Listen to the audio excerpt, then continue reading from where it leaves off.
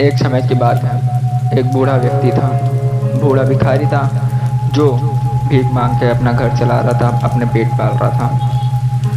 वो अपने जो नगर में रहता था, छोटा गांव था, उसी में रहता था। एक चौराहे पे एक बरगद का पेड़ था, उसके नीचे सोता था, वही उसका घर था। और सुबह उठते ही वो सब घरों से भिक्षा मांगता, भीख मांगता और वापिस उसी जगह पे आके खाना खा के सो जाता था। एक बार जैसे वो सभी से भीख मांग रहा है तो सब कुछ न कुछ उसे देते थे। जो वहाँ का सेठ था, साहूकार थे, वो उसे पैसे दे देते थे, कुछ लोग अनाज दे देते थे। ऐसे ही करते करते एक महिला थी उस गांव में, जो हमेशा उस भिखारी को रोटी देती थी खाने के लिए। महिला भी गरीब थी, ज़्यादा पैसे नहीं थे उसके पास, लेकिन वो दान करती थी। अब उसे दान करना था लेकिन उसके पास पैसे नहीं थे, इसलिए वो जब खाना बनाती तो एक रोटी बनाती थी उस भिखारी के लिए। वो उस भिखारी को हमेशा एक रोटी खाने के लिए देती। भिखारी जब घर से पहले भिक्षा मांग लेता, अंत में उसके घर पे से वो रोटी लेके चला जाता। जब वो रोटी लेता उससे मांग के, तो जाते जाते वो एक बात बोल के जाता, आप जो अच्छा करोगे वो लौट के आएगा, आप जो बुरा करोगे वही आपके साथ रहेगा। ये बात वो औरत सुनती, लेकिन वो नज़रअंदाज कर देती और रोज़ की तरह उसे रोटी देती। एक बार उसके मन में विचार आया, मैं इस बूढ़े भिखारी को रोटी खिला रही हूँ, दान कर रही हूँ, लेकिन ये हमेशा आशीर्वाद देने की जगह कुछ गलत ही बोल के जाता है। मुझे बोलता है कि जो मैं बुरा करूँगी वो मेरे साथ रह जाएगा, जो मैं अच्छा करूँगी वो लौट के आएगा। इसका कुछ मतलब समझा नहीं। वो परेशान हो गई थी। उसके बाद से वो जब भी आता रोटी लेता, रोटी लेने के बाद वही एक लाइन दोहरा के जाता था।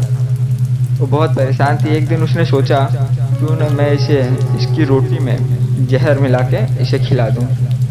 आखिर ये मुझे आशीर्वाद भी नहीं दे रहा है, बड़ी मुश्किल से मैं अपना घर चला रही हूँ और इसे खाने के लिए भी दे रही हूँ, और ये मेरे साथ मुझे ऐसा ऐसा बोल के जा रहा है। वो महिला परेशान थी और एक दिन उसने वही किया, रोटी में जहर मिलाया, रोटी बनाया और उस रोटी को रख दिया साइड में कि आएगा तो उसको दे दूँगी बूढ़े व्यक्ति को। लेकिन जब वो आया व्यक्ति, बूढ़ा व्यक्ति भीख मांगने के लिए वो आया, लेकिन वो देने जा रही थी तो उसके हाथ कांपने लगा। वो सोच रही थी कहीं मैं इसके साथ कुछ कर रही हूँ, क्या होगा इसके साथ। बहुत सारे मन में अजीब अजीब विचार आ रहे थे, इसलिए उसने उस रोटी को फेंका और अपने लिए जो बनाई थी रोटी उसमें से उसे 2 रोटी दिया खाने के लिए। उस बूढ़े व्यक्ति ने वो रोटी लिया और चला गया अपना उसी बरगद के पेड़ के पास बैठ के खाने के लिए। अब जो बरगद का पेड़ था वो गांव से थोड़ी दूरी पे था।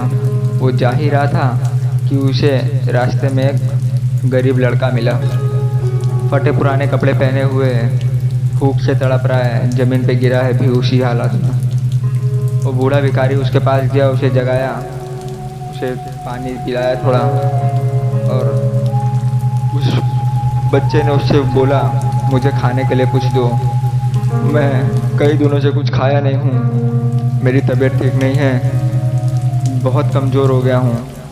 उस बूढ़े व्यक्ति के पास वो 2 रोटी थी, उसने 1 रोटी उसे दे दिया खाने के लिए।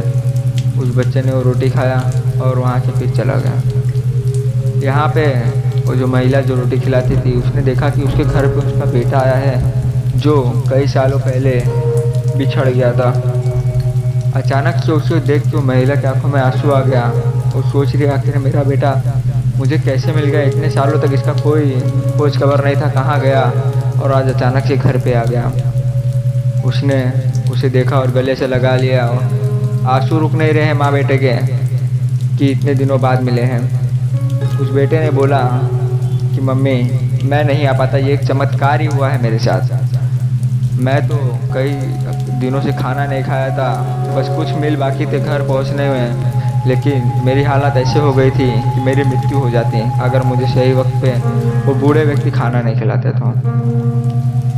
उसकी माँ बात सुनी और थोड़ा चौंकी और उसे पूछी कि कहाँ थे इतने सालों, कैसे आए, क्यों मतलब मृत्यु हो जाती, उसका कारण क्या था। बहुत कुछ सवाल पूछा उसे, तो उसने बताया कि मैं गांव के चौराहे पे तो पहुंच गया था, लेकिन उसके बाद मेरी हिम्मत नहीं हुई, मैं एक कदम भी नहीं चल पा रहा था और मैं उधर ही बेहोश हो गया।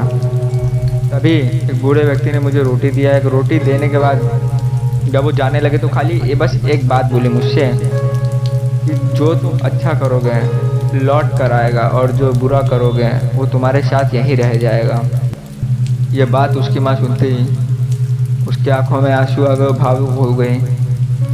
आखिर मैं रोटी में जहर डाल के खिला रही थी उसको और वो रोटी उसने मेरे बेटे को खाने के लिए दी। वो ये सोच के रोने लगी कि अच्छा है मैंने वो रोटी दी नहीं, आज मेरा बेटा मेरे सामने है, इतने सालों मैंने भला किया तो मेरे साथ भी बुरा नहीं हुआ। इस कहानी से बस यही सीख मिलती है कि हम जो अच्छा करेंगे हमारे पास आएगा। वो जो महिला थी वो अच्छा करती थी, खुद के लिए खाना थोड़ा थोड़ा खर्चा चला के उसको दान कर रही थी, लेकिन अगर वो बुरा करती तो उसके साथ भी बुरा होता। उसने अच्छे कर्म किए थे इसलिए उसके साथ अच्छा हो रहा है। ये सब हमारे कर्म पे आधारित है, हमें अच्छे कर्म करना है, हमारे साथ भी अच्छा होगा।